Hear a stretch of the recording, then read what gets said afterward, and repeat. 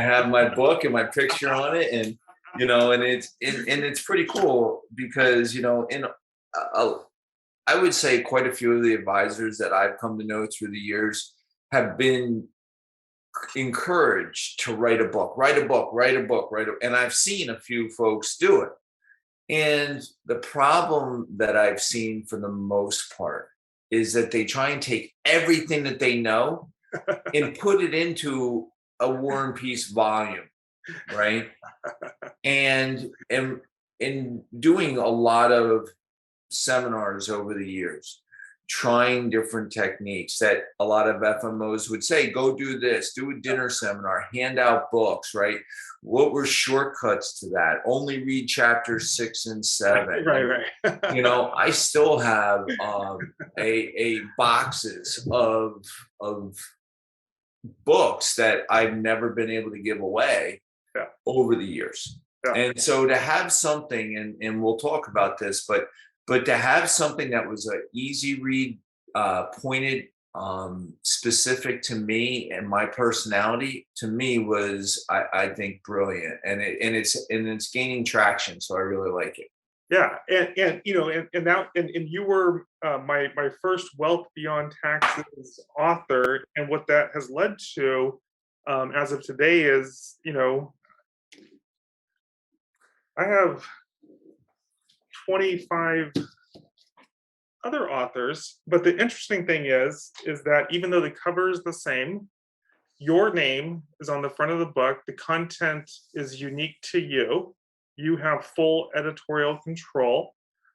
We also did a video in it, which is about 15-20 minutes, completely your story. And so, just tell me a little bit about that process, right? So, you went from not being an author to author, and, how much time did you have to invest in that process? So when we first started talking about the idea, at first I was going to do a white paper. Yeah. And as we started, brainstorming, the idea of, well, let's take some sort of key core concepts, Yeah. integrate it with some of what you want to convey. Yeah. And lo and behold, I had a book, right? And you were able to interview me, and that's the part that I really enjoy. What this book is allowing is for people to get to know me first, read a little bit about my story. I can touch on it, Mhm. and then when I circle back to them, hey, so tell me about you. Did you have any questions? Yeah. It's really now more geared towards how I like to approach folks, which is very low key, non threatening, low pressure. I'm not trying to sell you something. But if there's something, a strategy that you're interested in, we can certainly explore and see if it's a fit. Right. And that's where I take my conversations, and it really has, to me, is really starting to gain a lot of traction. It's exactly my model. So I'd love to. So just a couple things you said there, and this is 100% been my experience, because I've been in the LinkedIn business since 2015, generating leads. I've been working exclusively with advisors, primarily holistic advisors that do a combination of life insurance, annuities, FMO, assets under management. And, so I've been doing this for a long time, right?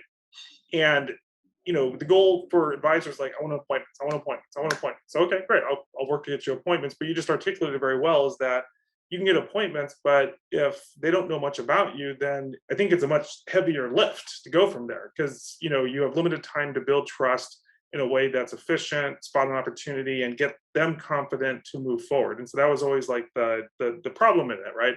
And so what I love about this new approach is that, not everyone's going to necessarily read the book, the whole thing, but because it's only 80 to 100 pages, and typically we send it in advance before we schedule the appointment, they have enough opportunity to at least skim it, possibly read it. Okay, there's some life insurance here, there's some different things. There's a video interview, so they get a chance to make an assessment. Is this someone that I want to talk to? Yes, no. And so, and you tell me what your experience is, but by the time they show up, even though you don't know them from Adam, they know enough about you to have a sincere, honest conversation. Can you expand upon that beyond what Yeah. you said So before? so let's think about old school, right? How did I meet people in the past? Dinner seminars, libraries, right? Public presentations. People get a chance to do the smell test in a public format. But now, in a COVID environment, and when I decided to go 100% virtual, people are a lot more, let's just say, because again, I'm from New Jersey and I always like to say it, we'll say cynical. Mm, They have their guard up.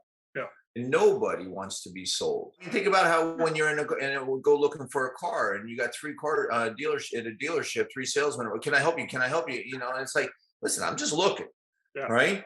You know, and it's the old adage of you don't try and kiss a girl on the first date, right? You go slow, right? Trust takes time, yep, and I think so many advisors, because of the models that were ingrained upon us by most FMOs, IMOs out there. Do a dinner seminar, buy a mistake dinner to recoup your costs of $14,000 to $18,000. You had to sell an annuity. yep. You had to. And those days are, for me, are over. I'm not doing that. I'm tired of staying at my office to 8 o'clock, 9 o'clock, 10 o'clock to have people no show me, no call me after I had confirmed meetings. Right? They came and ate my steak dinner, came and heard my presentation, but they didn't want to come into the office to potentially be sold something. Yeah, And to be perfectly honest, that was on my agenda. yeah, It wasn't until I started to realize that what, if you are give value first, if mhm, you are able to provide a real sense of solutions to people's problems, known or unknown, mhm, then you can earn a trusted client. yeah, And I like to elevate myself from, I don't want to be deemed that salesperson. I want to be elevated to that trusted advisor level. This book has allowed me to do that because, again, I do have some letters after my name. A lot of the industry that I'm in are highly educated folks, you're doctors, getting a lot of PhDs. PhDs, doctors. They're grads from Yale, Harvard, MIT, a lot at Princeton. We work in a hub where the industries are attracting the brightest intellectual capacity type people that they can. Yeah, And I tell folks, right, I can look at and that's the other part, is that this process has allowed me to sort of do a little bit of recon on them, mm, so they don't know that I'm doing recon on them. mm, So when I see that they're on my counter, that we're going to have a conversation, and I can go in through Sales Navigator, so not quite through LinkedIn, because if you go on LinkedIn and you look at their account, they can see that you've been looked at. But if you go in under Sales Navigator, you can go in there, I can look at them, I can read the messages and correspondence that were had between your office and them and me.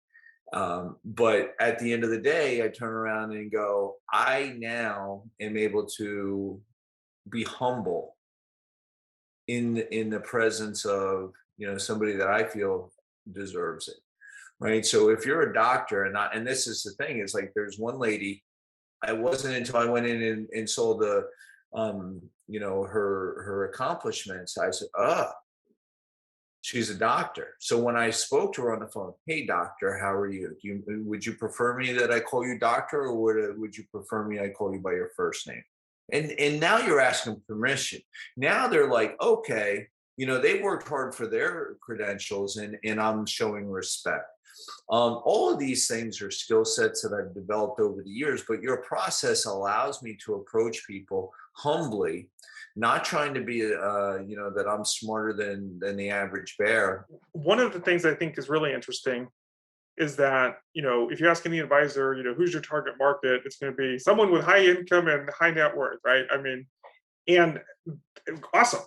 The reality is that someone with high income and high net worth already has probably multiple advisors. They have a CPA, they probably have a money manager, they might have a financial planner. They have, it's you don't get to high income and high net worth without necessarily having advisors on the team. And so the question becomes is how do you become part of that team, or how do you crack into that so that they see value by bringing you to the table?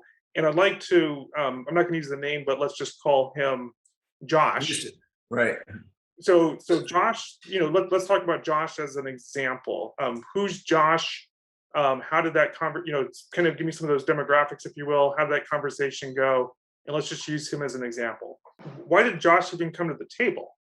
Because I think that's intriguing, right? Yeah. So Josh is a guy who is a CPA by training, isn't currently acting, he's very sophisticated in terms of his investments, and yet, we connected with him on LinkedIn, we sent him a book, and he was very interested in speaking to me. So just kind of maybe unpack that a little bit So first. two comments he made. A, thank you for the short read. I really appreciated it. Great job. He was not looking for me to educate him on a War and Peace version of financial planning, right? Like you said, he's already a CPA, well educated, and he's a leader in a large corporation. The second thing is he had never heard of LERP or Kaizen. So for those of you that don't know, LERP, life insurance retirement plan, or Kaizen is a way to use other people's money to help fund max funded cash value life insurance. There are chapters in my book that allow people to start to do their own homework away from any type of salesperson. And while simultaneously, your correspondence from your office to him really was a low threshold. Hey, can we get together? 15-minute phone call. And he was, after we sent him the book, he was willing to do that. Like, had we not had the book in place, I never would have gotten that phone call. And even if I did, guards would have been up.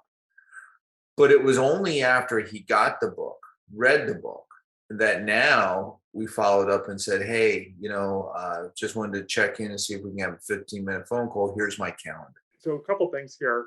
So that's, I think, what is unique about our program, Wealth Beyond Taxes, is that I think there's a lot of advisors. I mean, probably every advisor's been told you should write a book, and some do, and many don't. And then advisors also spend a lot of money on lead generation, right? So my insight is that these two things need to come together, because if you write a book, and even if people buy it, but you don't have a follow-up system, chances are it's going to be crickets. Conversely, if you use LinkedIn as a lead generation system, but you don't have actually something of value that you can give them, you're going to have these conversations that go nowhere. And so it's only by combining those two things, in my mind, that you can achieve optimal success. And so you need LinkedIn as a distribution system to be able to get people that are interested and qualified to say yes.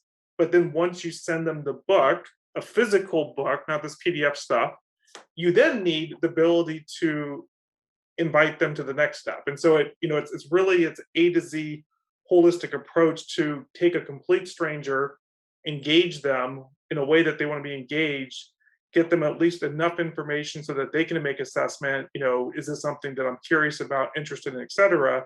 So when they show up, they know enough about you, and you know that they know enough about you, so that you can have a productive conversation. So from there, talk to us about just how you now engage that person. Yeah, and so once, like I said, once I had the conversation, my my mindset is we have 15 minutes. He's busy, I'm busy. I don't need to spend the whole 15 minutes now talking about me and how I'm smarter than anything else he's possibly learned, which has been what we've always tried to do in the past, right? Whether we go to a dinner seminar or some type of presentation. Now, what I was able to do, saying, hey, listen, so did you have any questions about the book? I started off with that question. Hey, it was really nice to connect with you. I see we've been going back and forth for a little bit. We sent you the book. What did you think of the book? Did you have any questions? And he prompted with, yeah, I was not familiar with LERP or Kaizen. And my response is, well, listen, that's why one of the reasons why I put it in there, A, was to keep it short. B, was to present some strategies that may be an option.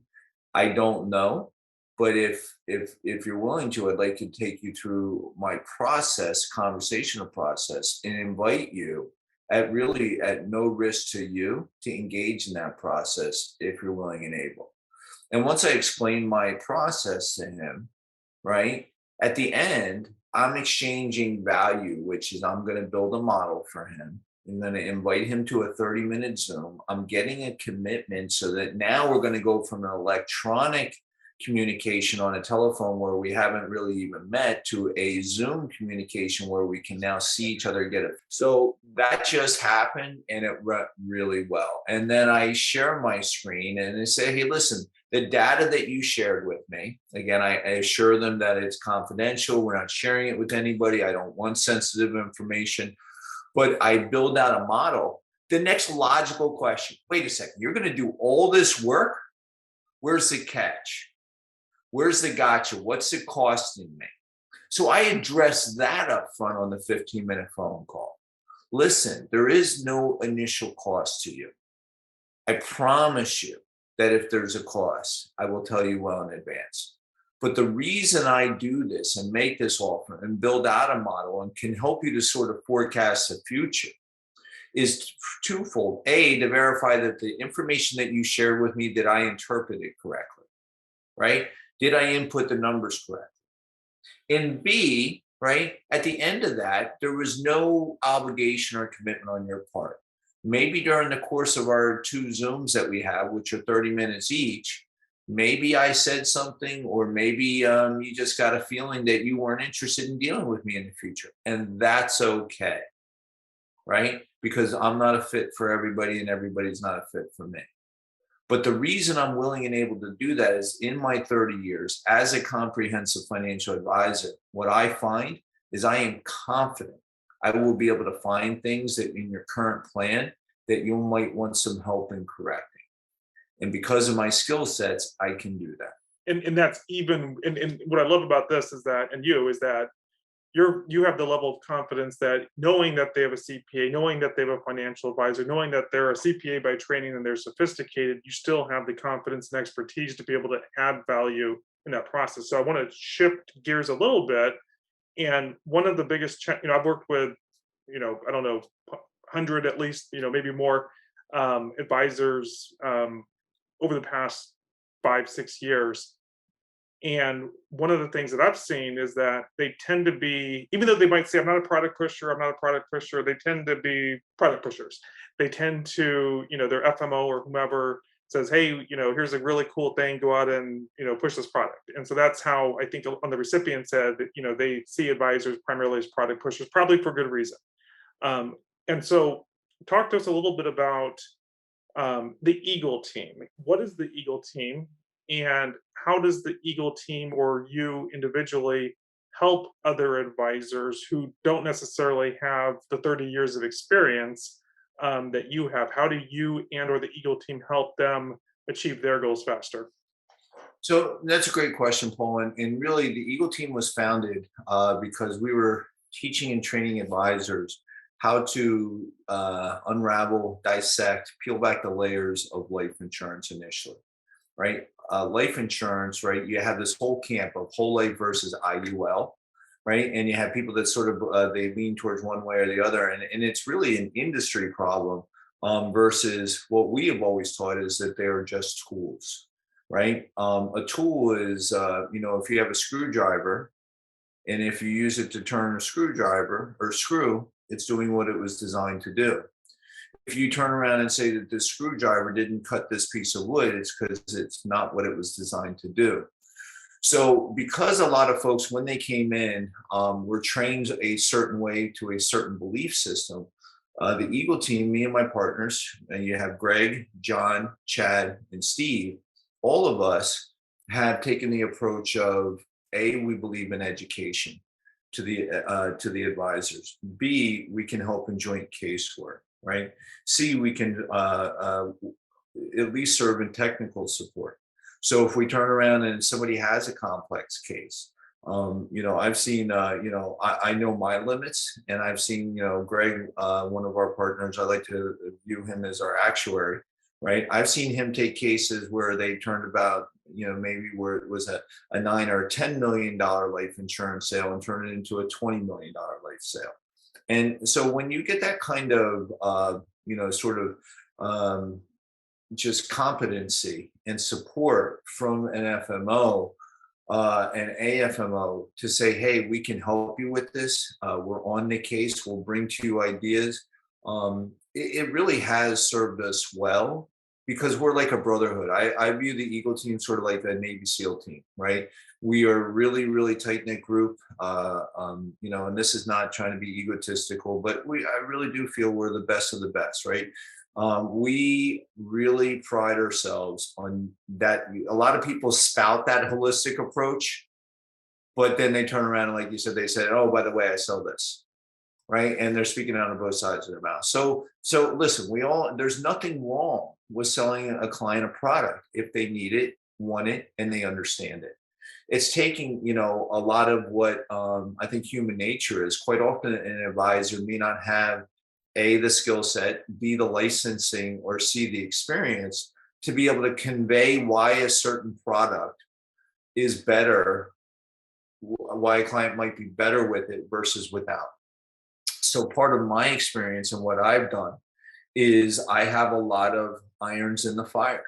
And so when I make approaches to clients, I was just talking to an advisor today, and I was saying, look, I think you should get your Series 65. I think that that's important. He goes, well, listen, it is work. It is tough. I understand, but I think you're leaving money on the table if you don't, right? But the other thing is, think about, I kicked and screamed, but I finally got my, the ability to sell Medicare. Now, I don't personally do it, but my office does. I do health insurance, college planning, tax planning, AUM, life, health, annuities. These things allow us to be able to make those commitments to clients that, listen, you may have people that have helped you with some part of your planning, but I can guarantee you don't understand the rules of Medicare. And at 50, you're not thinking about it yet. But there will come a time when you do. Long-term care is an area where this country is in for rude awakenings because the cost is continuing to spiral out of control. Well, how are we going to pay these future risks? So helping clients understand risk, and there are many, many different types of risk. But one of the areas, and in this book, this does a great job of, and when I'm talking to clientele, and I think the Eagles team's message is helping people to prepare for tax risk, right?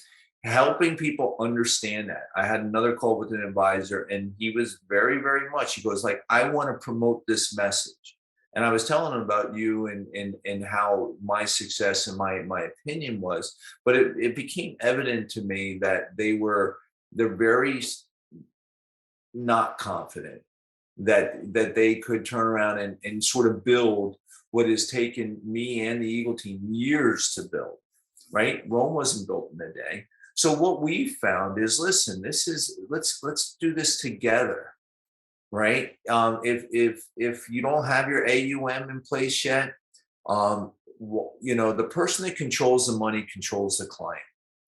I firmly believe that. So if somebody's leading out because they're like, I have this expense, I got to recoup it, I got to sell you life insurance or annuity, that might be another advisor's approach. My approach is, I'm going to make you a client first, talk about what your current risk in your existing portfolio is, talk about what we can do to take steps to reduce that risk.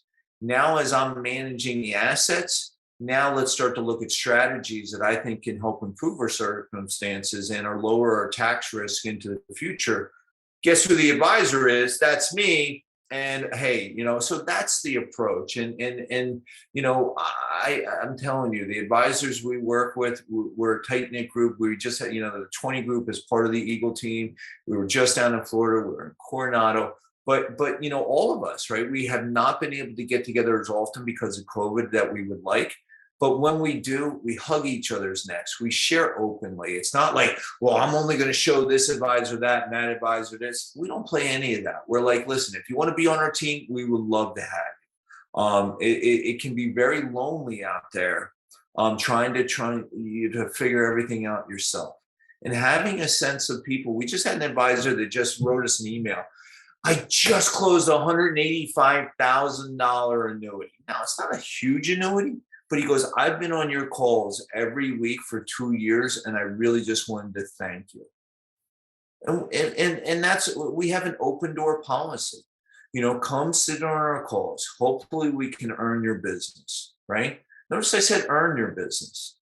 I didn't say, hey, listen, you owe me your business. Listen, you can place your business anywhere you want to, but it's got to be win-win. So, and that's part of our formula is, if I'm going to take time away from meeting with my clients and my family to help you, then it has to be fair. And that's where, hopefully I like to deal with people that want to be fair too. There's a lot of wisdom in everything that you just said. From my experience, once again, I mean, just in watching, it's interesting. My very first advisor, he was doing a couple $100,000 of target premium, and I helped him go from that to $2.5 million of target premium in a couple of years. His story is that I could give him the leads, but he has to close the business.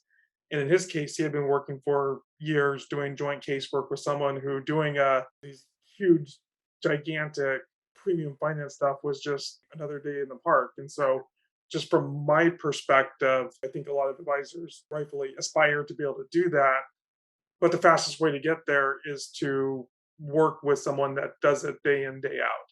Coaching. Coaching, yeah, and coaching, because coaching can be talking and telling you what to do, but I think to me, I think a higher level of coaching is hands on, doing it with you. Mentorship, Yeah, exactly. I think that's because then you do it a couple times, you're like, I got this, I got this. Exactly. And that to me is the beauty of joint casework, especially at those higher levels, because I'd rather have half of a very large amount than nothing of nothing of nothing.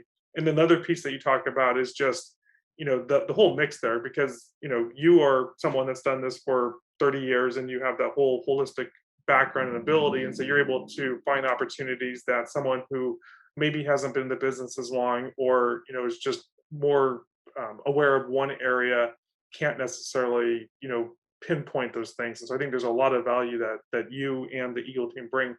Where can, so if someone's watching this that you know doesn't, first time they've heard about the Eagle team, will say, what's the best way for someone to learn more about the Eagle team? I would say that, our website is www.eagleteamfp for financial pros.com, right? And that's the first place you can read up all of our bios. We do hold a weekly call. So if you send me an email at chris@eagleteamfp.com, I'll gladly send you a link to our upcoming weekly trainings. And we change the topics, and it's always on a myriad of different topics. Or you can always call my office in New Jersey, 732-302-1810. And I promise to call you back as soon as I get the message. I do believe this, that it's a lonely business. I tried doing this all myself for a long time, and I learned some hard lessons along the way. But as I started to realize that the camaraderie, right? See, that's what's missing today in the entire industry, the insurance side of it, even on the brokerage side, right? Is that you used to have an office you go to, you would share notes, you would, but then what started to happen is that they had all these people that are paying for all the big buildings, the office space, telephone lines, secretaries that had their hands in your pocket. So everybody gets wiser, and they say, well, I'm not going to leave all that money to them, right? I'm going to do it myself. And then you go home and you get at your home office, right? And then you're sitting there by yourself going, well, now what? Or maybe I'm going to go open my own piece of real estate, and you're still by yourself. So how do you have a team? And that's one of the things that really, as a lot of our advisors, like one of the questions that we've gotten asked before is, what happens if something happens to you? And I said, well, I'm part of a nationwide group called the Eagle Team. And if you click on that Eagle Team FP, or if you go to my website, Chris at professionalplanningservices.com, I have pictures of some of my advisors in their bio. You could contact any one of them. They could take any file that I've done for you, and they know what to do, and they'll give you the same kind of service that I did. We've all had that unwritten agreement amongst ourselves, so that, because all of us were getting asked that question in different states. But one thing about this industry that I've learned is change is here, right? It is constant. And as much as you get into a rhythm, we have to be able to adapt. And having environments where you can come in and pose your questions, ask questions, bring technical stuff, and sort of get unbiased insight into, hey, strategies that maybe somebody should be looking at. Because like you said, the FMOs that are paying that person at that office to promote their strategy might serve their best interest, but not necessarily your clients. And you're the one that year in and year out have to come back and answer that. Awesome. Thank you, Chris. Talk to you. All right, Talk to you all again. right, brother.